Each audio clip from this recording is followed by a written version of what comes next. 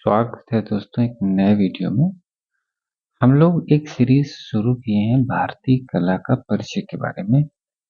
इसमें एक वीडियो हो चुका है दोस्तों। दूसरे पे आज हम लोग सिंधु घाटी की कलाओं के बारे में समझेंगे। सिंधु घाटी सभ्यता बहुत बार हम लोग पढ़ चुके हैं, लेकिन आज हम इनकी प्रमुख रूप से कलाओं की बात करेंगे। मतलब जिसमें क्या क्या कलात्मक रूप से हमको मिला है। इनमें सारी डिटेल है दोस्तों, लेकिन हम लोग आज केवल कला पे ही बात करने वाले हैं। ये प्यारी सी एक कलाकृति आप देख रहे हैं, इनको किससे जोड़ सकते हैं आप बताइएगा। इनको बोलते हैं दाढ़ी वाले पुजारी की प्रतिमा। ठीक है, तो इसकी विशेषताओं के बारे में आजकल सवाल आते हैं कि ये इसमें क्या क्या विशेषताएं हैं, उनको देखते हैं। तो ये दोस्तों सबसे पहले बात करते हैं कि दाढ़ी वाली प्रतिमा जो ये है कहाँ से मिली है। तो ये मोहनजोदड़ो से मिली है दोस्तों। पहली बात ये क्लियर हो गई। दूसरी बात ये है कि ये किससे बनी हुई है। तो ये सेल खड़ी से बनी हुई है। ठीक, एक धार्मिक व्यक्ति माना गया है कि आवक्ष है, कि केवल इतनी ही प्रतिमा है, शॉल ओढ़े दिखाया गया है। अगर इसकी ऊंचाई लंबाई की बात करें तो ये 17 से 18 सेंटीमीटर के आसपास है लगभग ऊंचाई। अब इसकी विशेषता की बात करते हैं। अब विशेषता की बात में पहले सबसे पहली बात यह है कि दाढ़ी वाले पुरुष जो हैं, ये जो मूर्ति है, ये जो प्रतिमा है, तो इसके सिर पे दोस्तों ये देख रहे हो यहाँ पे, तो एक हेड बैंड लगा हुआ है। सिर पर एक पट्टी लगी हुई है, ये ध्यान से देखोगे तो चारों तरफ ये मिल जाएगा सर पे। यहाँ बीच में गोला भी बना हुआ है। हम पेन हटा दे रहे हैं, इसको देखो ध्यान से। ठीक है, पहली बात ये विशेषताएं यही होती है कि किससे बनी है, क्या है इसमें। दूसरी चीज ये दिख रही है कि बांध जो कंधा है ये लेफ्ट वाला है। जैसे ये मूर्ति है वैसे अपने आप को रखो तो ये लेफ्ट के रूप में लेफ्ट आएगा। तो और लेफ्ट में जो ये एक शॉल टाइप का दिख रहा है, ऐसा लग रहा है कि लेफ्ट साइड से एक शॉल ओढ़े हैं। त्रिपट जिसको बोलते हैं डिजाइन, देखो ये तीन है ना, तीन फूल, तो त्रिपट डिजाइन कर सकते हैं, या आ, चोगा इसको बोल सकते हैं, या शॉल बोल सकते हैं कि ओढ़े हुए हैं। और इसकी जो प्रकृति है वो बड़ी शांत दिखाई दे रही है और गंभीर दिखाई दे रही है ना। शांत और गंभीर है चेहरा। और आंखें जो हैं बहुत ही बड़ी हैं, अर्ध खुली हैं, छोटी सी खुली हैं, थोड़ी सी खुली हैं। और नाक जो है थोड़ा उभरी हुई है, और होठ थोड़ा सा उभरा हुआ है। दाढ़ी बिल्कुल सजी हुई है, एकदम सीधी सीधी। तो ये इसकी विशेषता है दोस्तों। ऐसे ही इसी रूप में मिली हम लोगों को, टूटी फूटी थोड़ी अवस्था में है। तो लोकप्रिय इसको पुरोहित राजा के रूप में भी कहा जाता है, लेकिन इसका जो पुरोहित राजा नाम है ये केवल अनुमान ही है, और इसमें वहां क्या कहते थे ये नहीं पता है दोस्तों। दूसरी जो बात होती है इसमें, जो आप सामने देख रहे हैं, ये क्या है आप गेस करिए। तो ये है दोस्तों मोहर। तो ये कहाँ की मोहर है, ये हड़प्पा की मोहर है।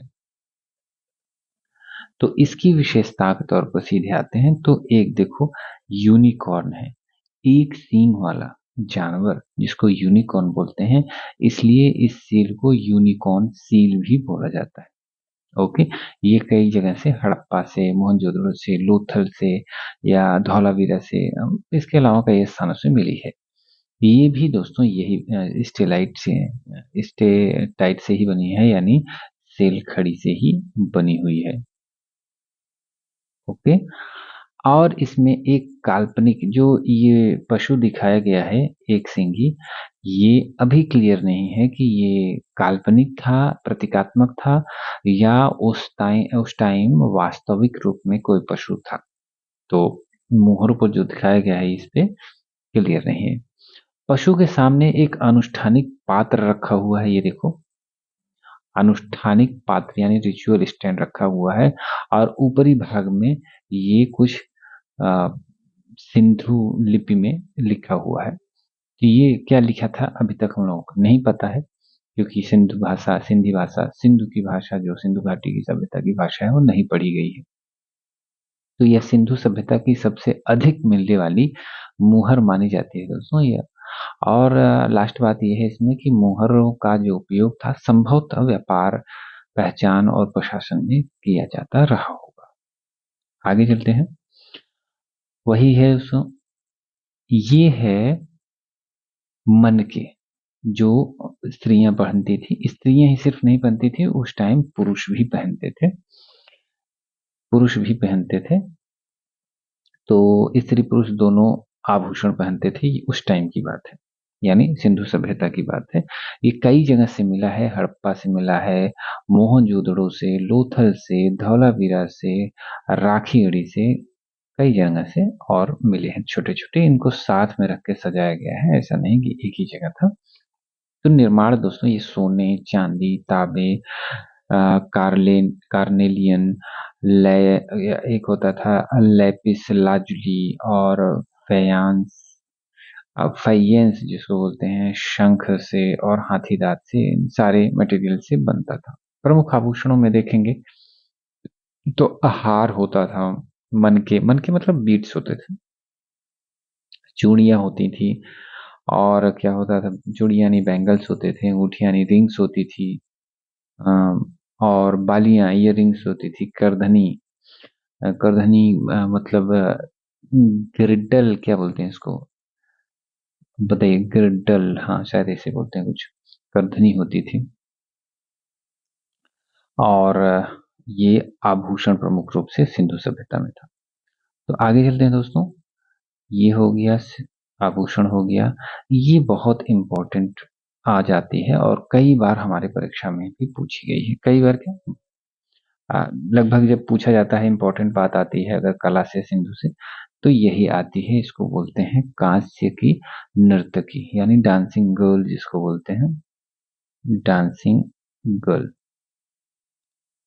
दोस्तों डांसिंग गर्ल को आ, अगर कहें कि ये कहाँ से मिली है, तो ये मिली है दोस्तों मोहनजोदड़ो से, मोहनजोदड़ो से।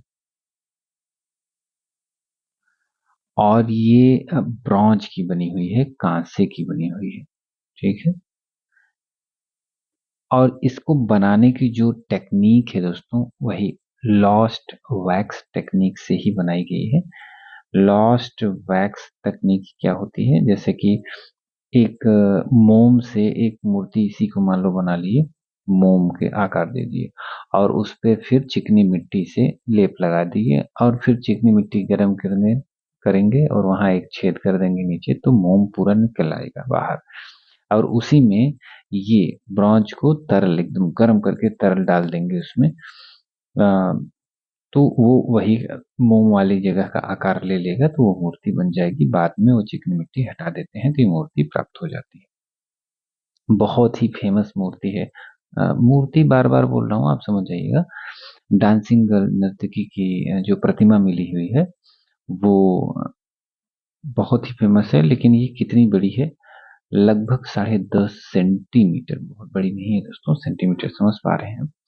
और इसकी विशेषताएं विशेष रूप से आती हैं एग्जाम वगैरह में। ये जैसे खड़ी है जिधर मुंह करके, जैसे सामने खड़ी है तो वैसे भी आप खड़े हो जाएंगे, तो इसका राइट अपना राइट हो जाएगा, इसका लेफ्ट अपना लेफ्ट हो जाएगा, उस हिसाब से समझते हैं, ठीक है।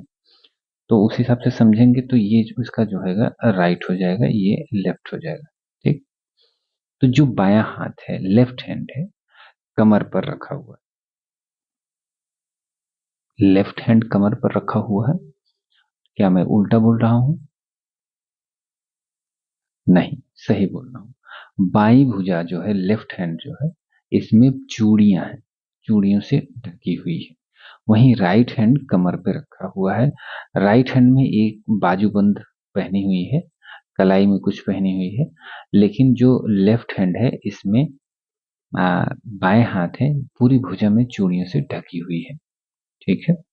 और चीज क्या देख रही है आपको, दिख रही है कि ये जो गले में पहनी हुई है, ये 3 कौड़ियों की एक माला पहनी हुई है, लगभग ये नग्न है। और कुछ लोग इतिहास को थोड़ा बदलने की भी कोशिश करते हैं कि हमारी सभ्यता नग्नता को नहीं प्रदर्शित करती है, लेकिन दोस्तों जो सत्य है, जो जैसा साक्ष्य मिलता है इतिहास में वैसा ही रखना जरूरी होता है। ऐसी कोई बुरी बात नहीं है कि नग्न मूर्तियां बनी हुई हैं तो वो कोई बुरी बात है, उनका अपना महत्व है। वो अपना समझाने की कोशिश क्या करती हैं, ऐसा नहीं है कि आप छुपा के बहुत कुछ कर लेंगे। जो चीजें हैं तो हैं, उसको ऐसे ही एज इट इज देखने से अच्छी होती हैं, बजाय कि उसके मुंह मोड़ने या पर्दा लगाने से। और आगे बढ़ते हैं तो देखो, नाक चपटी है और जो बाल है ये जूड़ा लगाए हुए पीछे दिख रहा है, ये चीजें मिल रही हैं। और जो पूरा पैर नहीं दोस्तों, इतना ही पैर मिला हुआ है, कटा हुआ इतने पे ही है। नाक चपटी है, आंखें थोड़ी बड़ी बड़ी हैं। और इसमें क्या देख पा रहे हैं, लगभग निर्वस्त्र बात हुई, लंबे केस थे इसलिए गोलाई में बांधी हुई है। त्वचा का रंग देखेंगे तो ये सांवला दिखाया गया है, सांवले बनाई गई है। और इसमें क्या हो सकता है, और ये लगभग तो हो गया, ठीक है। इतनी सारी चीजें विशेषताएं हैं प्रमुख रूप से, और इनको ध्यान में रखना जरूरी भी है। ठीक है, ये काफी इंपॉर्टेंट है दोस्तों हमारे लिए। आगे चलते हैं। ये एक चीज डमी टाइप का मिला है दोस्तों, डमी टाइप में मिला है, ये पुरुष धड़ है, इसको बोलते हैं पुरुष धड़। अगर इंग्लिश में बोलेंगे मेल टॉर्सो, टॉर्सो बोलेंगे, ठीक है, मेल टॉर्सो। और जो कि हड़प्पा से प्राप्त हुआ है, हड़प्पा से मिला है, लाल जैस्पर से बना है दोस्तों, लाल जैस्पर,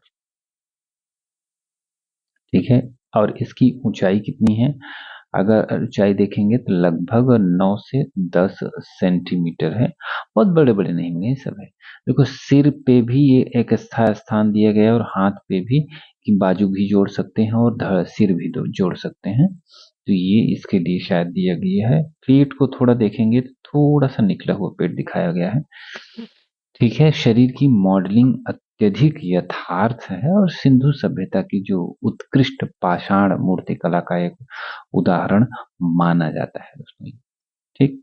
लाल जैस्पर, लाल बलुआ पत्थर से बना हुआ है, ठीक है।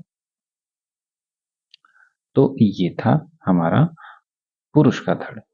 ये काफी इंपॉर्टेंट आ जाती है दोस्तों, जैसे ही हम लोग बात करते हैं भाई मातृ देवी की मूर्ति मिली, मातृ देवी की मूर्ति मिली हड़प्पा सभ्यता से, तो मातृ देवी यही है दोस्तों, देख लो, मदर गॉडेस, ठीक है, मदर गॉडेस यही है।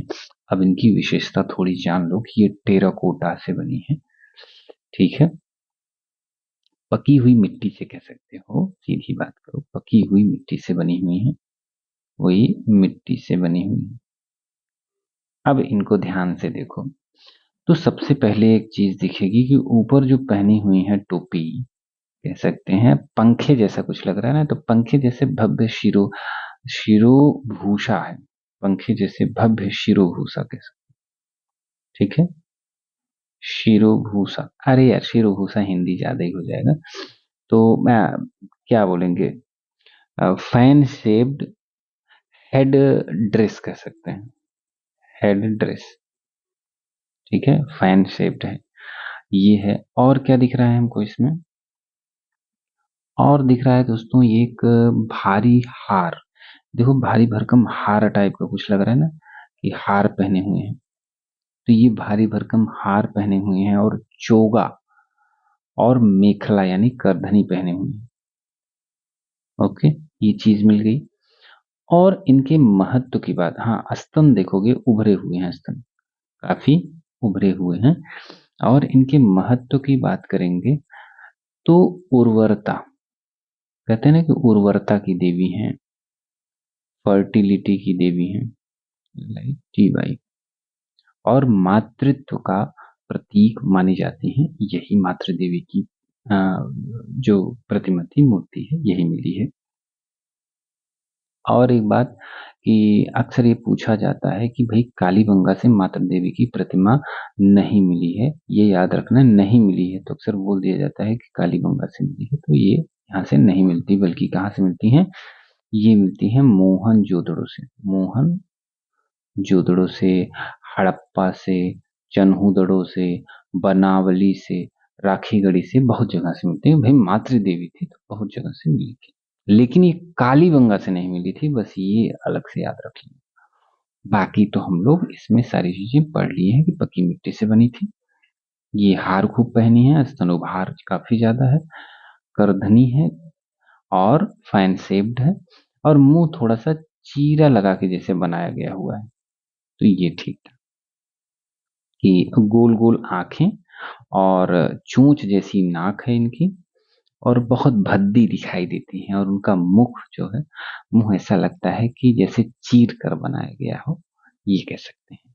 और लास्ट में जान लें कि मातृ देवी की जो मूर्तियां हैं आमतौर पर भद्दी अपरिष्कृत खड़ी मुद्रा में ही है। उन्नत उरोज, वही वक्षस्थल पर हार लटकाए हुए और कमर के चारों ओर अधो वस्त्र लपेटे हुए करधनी पहने हुए दिखाए गए। ठीक है, ये हमको मातृ देवी की मूर्ति कह सकते हैं। आगे चलते हैं। हाँ, आगे इसमें दोस्तों सिंधु घाटी की कलाओं के बारे में थोड़ा सा बताया गया है, लेकिन जितना आता है एग्जाम में, जितना इम्पोर्टेंट है, वो सारी चीजें इसमें है। हालांकि कुछ हथियार भी मिले हैं और कुछ बर्तन भी मिले हैं, लेकिन वो बहुत ज्यादा जरूरी नहीं है। फिलहाल ये नोट्स आपको प्रोवाइड किया जा रहा है, जिसमें मूर्ति कला की बात हो रही है। मूर्ति कला में सिंधु घाटी की धातु और पत्थर के टेराकोटा से, वही नर्तकी की बात हम लोग कर लिए, कांसे की मूर्ति, पुरोहित राजा की बात कर लिए, चित्रित मृत भांड मिले हैं दोस्तों, इसकी बात हम नहीं किए थे, यही बात अभी बात कर रहा था मैं। मनके और हार कंगन की बात हम लोग कर लिए हैं। ये धातु की वस्तु इस टाइप से बहुत मिली है। एक सिंगी बैल मिला, हाथी की मुहर, ये तो काट भी सकते हैं, बहुत ज्यादा नहीं आया है। और महान स्नानागार, ये तो ठीक है, कोई बात नहीं, आर्किटेक्चर में आज अभी हम लोग कला के ही पढ़ रहे हैं। ठीक है, तो इस तरीके से हम लोग पूरा कंप्लीट कर लेते हैं दोस्तों। सिर्फ इम्पोर्टेंट ही पढ़ना था, इसमें बहुत ज्यादा परेशान होने वाली बात नहीं है। हम चित्र के माध्यम से थोड़ा पढ़ रहे थे तो अच्छा लग रहा था, और जरूरी भी है कि थोड़ा समझ भी बढ़े। तो इस तरीके से हम लोग कंप्लीट कर लेते हैं सिंधु घाटी की कलाएं। आप इसको पढ़ना चाहें तो स्क्रीनशॉट ले सकते हैं। मिलते हैं दोस्तों अगले वीडियो में, तब तक के लिए धन्यवाद, थैंक यू। पढ़ते रहिए, चैनल को सब्सक्राइब जरूर कर लीजिए मन करे तो।